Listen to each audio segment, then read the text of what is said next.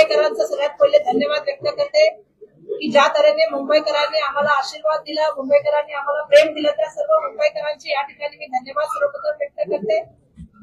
सातत्याने लढण्याचं काम काँग्रेस पक्षाने केलं। काँग्रेस, वंचित आघाडी, आरपीआय गवई गट आणि रासप यांनी एकत्रपणे ही आघाडी म्हणून हे इलेक्शन लढलं आणि मला आनंद आहे की मुंबईकरांचा आम्हाला आशीर्वाद मिळालेला आहे।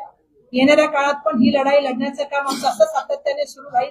मुंबईकरांचा आवाज बनण्याचं आम्ही त्या ठिकाणी जे आहे ते आम्ही प्रत्येक वेळेला जे आहे ते काम केलेलं आहे। येणाऱ्या काळात सुद्धा मुंबईकरांचा आवाज, जसं मी सातत्याने बोलत आहे की मुंबईचे प्रश्न असेल, मग ट्रॅफिक असेल, सार्वजनिक परिवहन असेल, घनकचऱ्याचं व्यवस्थापन असेल, पाणी असेल, प्रदूषण असेल, या सगळ्या मुद्द्यावर जे आहे ते आम्ही येणाऱ्या काळामध्ये मुंबई महानगरपालिकेमध्ये आमचे सगळे नगरसेवक मोठ्या प्रमाणामध्ये आवाज उचलतील, मुंबईकरांचा आवाज म्हणून त्या ठिकाणी मुंबई महानगरपालिकेमध्ये काम करतील।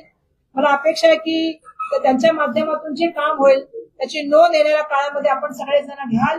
आणि जसं आपल्या सगळ्यांना माहिती आहे की आमचे 24 नगरसेवक निवडून आलेले आहेत, 24 कॅरेटचं सोनं आहे, त्यामुळे आम्हाला कुठल्याही हॉटेलमध्ये त्यांना ठेवायची गरज पडलेली नाहीये।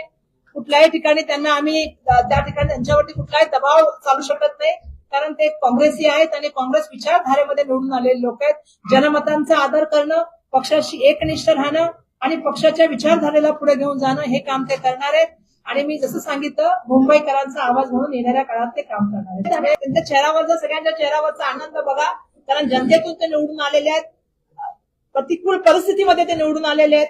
ज्या संघर्षामधून त्यांनी हा विजय मिळवला, हा खरंच त्यांचा खूप मोठा विजय आहे आणि त्यांना पूर्ण या गोष्टीची जाणीव आहे की पक्ष त्यांच्या मागे उभा आहे। आदरणीय मल्लिकार्जुन खरगे साहेब असतील, आदरणीय राहुल गांधी साहेब असतील किंवा आदरणीय सोनिया गांधी त्यांच्या मागे उभे आहेत।